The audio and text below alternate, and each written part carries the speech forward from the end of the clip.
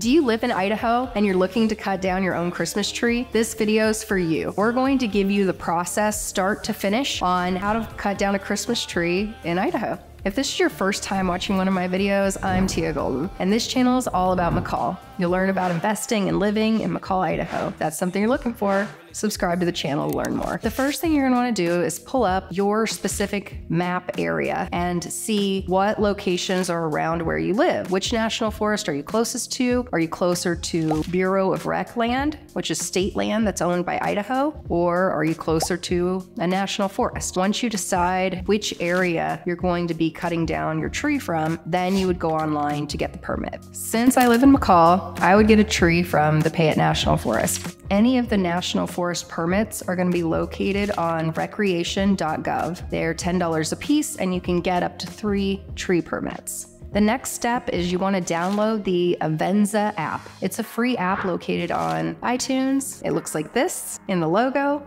You're going to download this and it'll give you a map and show you who owns what different areas to make sure that you're staying in the perimeter when you cut down your tree. So next, you're going to need to understand the process. Going out there isn't just as easy as hopping in your car and, taking a saw with you. Sometimes these roads aren't maintained and cars can get stuck. The year before last, we actually spent majority of our time winching people out of ditches. I think that we winched out 3 trucks out of a ditch off Warren Wagon Road when we were headed up that way.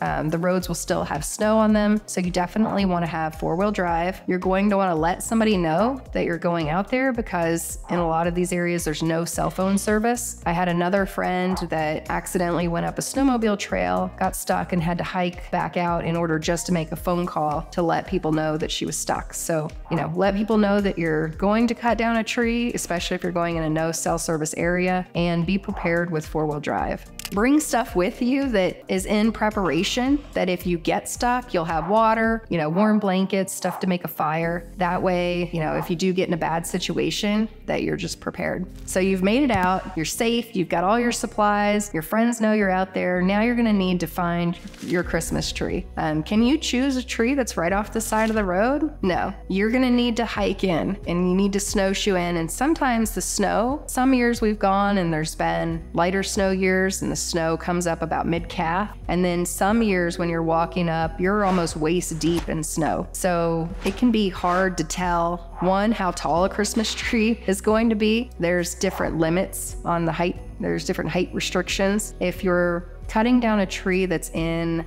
the national forest, you can have a 12-foot height limit, and with the Bureau of Rec land, you're going to have a 20-foot height limit. So depending on which size Christmas tree you want, you might choose a different area.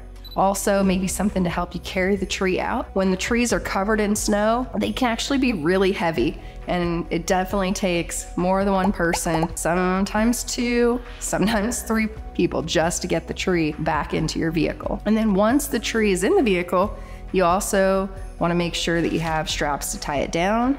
If it's in the back of a truck and it's hanging off of the bed, you're going to want to tie something around the end of the tree so that people have that depth perception when they're behind you. We've cut our tree down every year that we've lived in McCall, and every year the experience is a little bit different. If I had some pro tips for you, it would be, number 1, when you cut down your tree, you want to leave it outside for a few days before you bring it in. And that's because we've brought it in their very first day in the past. And when we set it up, and you wake up the next morning, there are spider webs linking from the tree out to all different areas of your home. But if you set it outside after you cut it down for a couple days, it gives the chance for all the bugs and spiders to leave the tree outside of your home instead of inside. The second tip is, which we're actually implementing this year, so I'll let you know if it works out or not, but it seems like it's going to be a really good tip, and that is to scout your tree before the snow falls. When the trees have snow, one, I've said in the beginning, it was hard to tell actually how tall they are. So sometimes you're cutting down a tree and it ends up being taller than you thought because you can't measure it because the snow's so deep. 2, there's snow all in the branches. So once all the snow melts, you can't tell how full the Christmas tree really would be.